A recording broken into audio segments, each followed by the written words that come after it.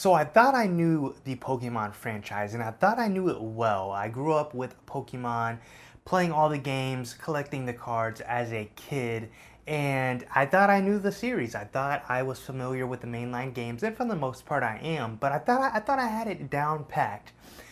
But I was in for a treat with Pokemon Mystery Dungeon Rescue Team DX. Again, I've never played the game before, and I knew it was a spin-off game, but I thought I knew what to expect, right? It's a Pokemon game. There's going to be linear gameplay there. There's going to be just stuff I'm familiar with. Well, I was in for a treat. There is a lot more to this game than I realized. There is layers to this game. And in this video, I really do want to dive into this game because it is deep. So let's do it.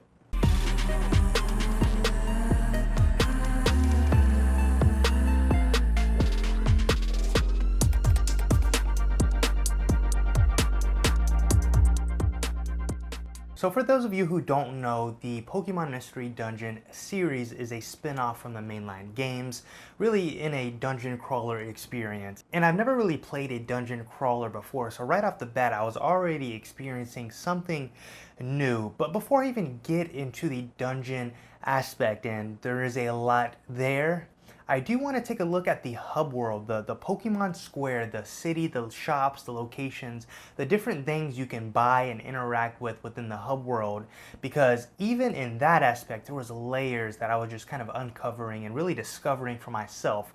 So let's jump into it. So there is a total of 8 shops or locations, if you will, in the hub world, and I'm going to go ahead and list them here. You got Kecleon Item Shop, Felicity Bank, Wigglytuff's Camp Corner, Kangaskhan Storage, Gulpin Link Shop, Makuhita Dojo, Wish Cash Pond, and the Pelipper Post Office. The overwhelming majority of these shops and locations really do provide a vital role into the gameplay and really into the game. Now, of course, the Kecleon Item Shop is probably pretty self-explanatory. That's where you buy and sell items, but there's a few more that I actually really want to dive into because they kind of go a little bit more in depth. To start, both the Kangaskhan Storage and the Felicity Bank allow you to store and withdraw. Felicity Bank for money and Kangaskhan Storage for items. Now, this is unique because my first question was, why do I need to store money? But why would I need to store and withdraw items? And well, it was quickly apparent that if you faint in a dungeon, you lose all of your money and you lose all of your items, which means now these places require strategy. What do I mean? When it comes to strategy, well, you know, what items do I want to take with me? Is it going to be a tough dungeon? And if so, do I want to kind of deposit some money? That way I don't lose it. And if I do faint, I'll have some money in the bank to kind of recoup. Those are some things I had to think about. I had to start thinking critically about the decisions I made when it came to the items and money that I actually had. Now, funny enough, I actually really did enjoy the existence of a bank in the game because it really did bring a real life element into the game where I felt good by putting money in the bank and depositing money every time I got back from a dungeon, letting that money pile up, seeing it get bigger and bigger, and budgeting in a sort of a way. It was a really neat feeling, and it still played a vital role. Now, in line with that, one of the really cool shops was Wigglytuff's Camp Corner, and this is where you were able to buy a plethora of different camps that went along with the different Pokemon types, right? So water, ground, fire, poison, etc. And there were 6 pages of camps, all varying in price. And in order to recruit a Pokemon, one of the main aspects of the game, you really had to buy really a home for it, if you will, an environment for which it would exist and give you the ability to have that new Pokemon on your team. They were called camps. And so I really had this desire out of nowhere to buy all the camps, all 6 pages worth, no matter the price, because, you know, it was one of those things. I'm not a person who really likes to collect a lot of stuff in games. I kind of like just to play what I like to play and move on and stick with the main story. But when it came to the Camp Corner, I just wanted to buy it all. I wanted it to be easier for me to recruit Pokemon. I wanted it just to exist. I wanted them all, you know? And so it was kind of fun depositing my money, letting it build up, and buying those Camp Corners so that I can recruit more and more Pokemon. And so there are actually 2 more locations I do want to dive a bit deeper on and talk about because they really did catch me off guard and they were unique and really did play a vital role in the gameplay when it comes to Mystery Dungeon Rescue Team DX. And so the first one being the Makuhita Dojo. I've never played a game that recognized itself as a bit grindy and said to the player, you know what, let's speed up that process for you. And this is what the Makuhita Dojo did. You have the options of using 3 different dojo tickets. You've got bronze, silver, and gold, each level allowing you a few more seconds in the dojo and providing you with a substantial amount of XP when you kill an enemy. Essentially, you have about 50 to 60 seconds to kill as many Pokemon in the dungeon, and you get an extreme amount of XP for doing so, like a lot of experience points. And for the overwhelming majority of the time, it was a guaranteed level up or two for the Pokemon that you used for that ticket. This was big. Contrast that with leveling up in the actual main dungeons, and it took quite a bit longer. I mean, honestly, the idea was brilliant, and quite frankly, I do wish a lot more RPGs had this option. I think we are long past the idea of extending a game's playthrough by grinding. I think there should be solutions like this to give a player an opportunity to level up appropriately and keep a pace with the storyline. It makes for a much more concise and enjoyable experience. The next shop is Gopin's Link Shop, and I'll be honest, I didn't really use this a whole lot, and I should have taken advantage of this shop more. But when I realized what it provided, I was immediately like, okay, here is another layer to this game. There is more to this game than I assumed. And so essentially the Gopin Link Shop allows you to do a couple of things, including remembering forgotten moves and, most importantly, linking moves together to essentially do a combo. I will admit, I was a fool not to utilize this. It would have made the final boss fight so much easier, but essentially you can link 2 moves, 3 moves, or even all 4 moves a Pokemon knows, and allows that Pokemon to use those moves all at once. Now, it does deplete your hunger quicker, which we will talk about, but this is a boss killer right here. This is such a great idea that adds even more depth to the game. It really does. Alright, so we talked about the hub world and the shops and the locations, but let's dive into the dungeon because the dungeon has so much to it. There are so many layers to kind of peel through. Let's talk about it. So the basis of Pokemon Mystery Dungeon Rescue Team DX is the dungeon itself, which is randomly generated, and you go on these quests to rescue Pokemon. This can include just saving them, giving them an item, or having quote-unquote a client tag along with you to save a certain Pokemon. There is a board by the Pelipper Post Office that can give you the opportunity to sign up for various tasks which require you to go to those dungeons and rescue Pokemon. Now once you are in the dungeon, there is a lot that can go on, and since we mentioned the rescue tasks, the cool thing about this game is that you don't just sign up for tasks to obtain items or just level up your Pokemon and that's it. There is a rescue rank system that is tied to this, and it really did give me a lot of motivation to do as many tasks as possible because there really were substantial benefits to leveling up your rescue rank. And the different ranks include Rookie, Normal, Bronze, Silver, and Gold. Now, you can actually go a bit deeper in the post-game content with ranks such as Diamond, Ace, Ultra, Hyper, Master, Grandmaster. Now, the benefits of ranking up include a number of things. One, increasing your Pokemon camp capacity, right? So if you buy a Pokemon camp, there is a limited amount of Pokemon that can actually be stored at that camp. But if you level up your rescue rank, that will actually increase. So you can actually recruit more Pokemon and keep them at that same camp. The second thing is increasing your job limit so that you are able to accept more jobs at one time, allowing you to complete more tasks in a dungeon at a time, which means more money, more rescue points, items, and more. Third one was a bit unique too, a number of editable teams, meaning you have the ability to create more teams of 3, which you can of course go into the dungeon with. It's kind of like a class system, build your own class and have multiple classes of teams, and that was something you could expand.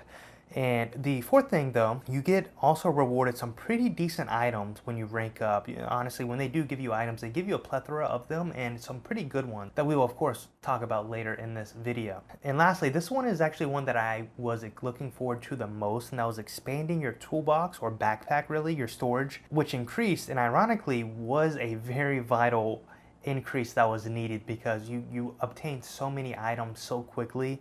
You ran out of room, well, fairly quickly, so increasing that storage was a game changer.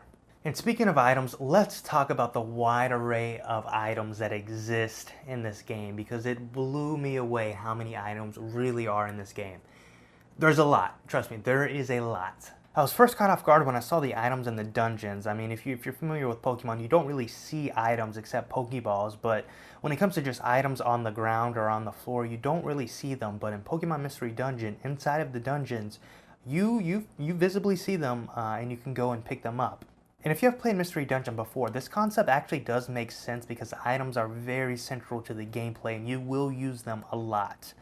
And one of the things that I did like is that when you come across an item in a dungeon and your toolbox is already full, then you actually have the ability to either use the item right away, throw the item at an enemy, or you can swap it for an item you might not actually want in your toolbox. That way you can just pick it up and go and there's nothing lost there. This addition was very, very convenient. So to start, you have a basic item called an apple, right? Yeah, mind blown. And there are a few different apples actually in the game, but they basically refill your hunger gauge, very similar in the concept of Minecraft. The more you walk around in the dungeon, the sooner you will have to eat an apple to refill that gauge. Now again, this is a basic item in the game, but I want to take a look at all the other items that really brought this game to another level, and there's a lot of them, so let's talk about them. Starting with the clothes items. Now I really did love that they took advantage of the concept of scarves, since the aesthetic of the game has the main Pokemon wearing scarves, and it brings an iconic symbol to the Mystery Dungeon series. And there's too many to even really list. There's like 41 clothing items to be exact. A total of 41 different kinds of bands, scarves, bandanas, belts, capes, and ribbons, and even specs that each give you a Pokemon's different ability. This could range from stat boosts to XP enhancements, or even like the cover band where if a teammate is getting low on health, the Pokemon wearing the cover band will start taking damage instead. It gave the Pokemon an extra ability that really did prove useful in combat. Now moving on to the next items, which were orbs, and honestly, I didn't jump onto the orb train until later in the game when I realized I kind of have to when it comes to the final boss. I used so many orbs and that was a game changer. But I didn't really use orbs at the beginning, but these orbs were foundational to the game and it really did bring another punch to the gameplay and the combat. There are around 43 different orbs, and these orbs allow a variety of effects such as dodging enemy attacks, escaping from a dungeon, boosting your attack stats, putting enemies to sleep, confusing enemies, and so much more. These orbs proved to be very helpful when it came to the boss fights, honestly. Now, very similar to the orbs, there are items called seeds, and there are a total of 22 different kind of seeds that you can pick up in a dungeon, ranging from a reviver seed that allows you to revive a fainted Pokemon, a blast seed that allows you to deal a bigger attack at an enemy, and even a warp seed that allows you to warp near stairs. Again, these can be great for doing damage or getting out of a tight situation. And lastly, there are throwing items such as spikes or even rocks that you can utilize to deal some damage to an enemy. And of course, depending on which ones you use, they can actually deal quite a bit of damage. Now, I didn't really use these too much, but I did see a little bit of gameplay where people actually did use the throwing items like spikes to really deal damage to final bosses or just bosses in general. And I was like, okay, yeah, you know, I played around with it for a little bit, but it was an item that I didn't use a whole lot. And to near the end of the item discussion, there are quite a few more items that I did not bring up because they are already items that can actually be found in the mainline games. Useful nonetheless, but not really unique to Mystery Dungeon alone. Items like berries, vitamin items like zinc, carbos, protein, and obviously many more. These were stat boosting items that really did prove useful in the game as well. And to extend the conversation a bit more on stat boosters, there were items in the game called gummies. Now there were two different ones, a rainbow gummy and a DX gummy that was kind of like a gold gummy. And these really allowed you to kind of boost up those stats. Stats like HP, attack, defense, special attack, things of that nature. And I say unique because these items were only allowed to be used inside of the Pokemon camps, and they provide stat boosters and something very unique to the Pokemon Mystery Dungeon called rare qualities. Again, the theme of this video is to really peel back the layers that this game provides because there's such a deep experience with the game, and rare qualities provide that extra layer. Now, essentially, rare qualities are a Pokemon's inherent extra ability that allows a Pokemon to certain attributes in a dungeon, and there are a total of 34 rare qualities. Again, I think we're getting a pattern here. Mystery Dungeon DX provides a lot of options when it comes to these kinds of things, and it really does expand the game. For example, there is a rare quality called Squad Up, where the more members you have on your team, the more likely it is that the Pokemon you battle against will want to join your team, making it easier to recruit Pokemon. Another rare quality example is Riled Up, where attack and special attack are boosted when you take damage from an enemy. And even a rare quality that is heralded as one of the best called Steamroll, where moves that have no effect or are not very effective due to abilities or bad type matchups will be able to steamroll opponents and deal damage as if those counters never existed. And there are countless more. Again, there's 34 of them. I mean, using these rare qualities really does enhance the game, especially when it comes to combat or even just gameplay in general in those dungeons. Using them effectively really did bring a different atmosphere to the game. Now, the dungeon doesn't come without a price, and that price is traps that are laid around each floor. This was another layer I had to peel back and watch out for because there are a total of 24 different floor traps that exist in dungeons, and as you can see here, there are some that are really dangerous and some not so much, but each one can send you into a panic quickly. The first one that did that for me was a warp trap that completely threw me across the dungeon floor away from my team. And well, there's a lot of traps and really do kind of surprise you when you step on them, so you do have to watch out for them. Now thankfully there are some floor tiles that can act as an opposite of a trap, that is both the wonder tile and the training switch that reset stats and increase the amount of team moves that can level up. And now it wasn't until later that I realized another layer of the game, which was tactics meeting, which allowed you to really control your party. I first learned about the tactics meeting when trying to create a strategy for the final boss, and I wish I had utilized it sooner, honestly. But again, essentially what it does is give you the options to control your party in dungeons. These options include let's go together, follow me, don't use moves, go after foes, go the other way, wait where you are, and run away from enemies. These options really prove to be useful, especially in boss fights, but maybe I'm too used to Persona where, you know, the game switches to each character and you're able to actually choose the moves for them, and it just, you know, automatically does it rather than manually having to go in and do kind of this orchestrated work. But it was still a great way to control the party nonetheless. Now, all of that was just the main game. We haven't even talked about post content yet, and the post game content, I'm not gonna lie, it's pretty spectacular. I'm not one who actually plays a lot of post game content, but this is one that will draw me back to it because there is so much here. There's really so many different things that you can do after you beat the game that really does pull me in, specifically because again, a lot of games don't really pull me into the post-game content. I usually do play just through the main story and move on, but the amount of stuff that is in this post-game content is just another layer you can pull back and experience. You can do the following in the post-game content. You can evolve Pokemon, including Mega Evolve.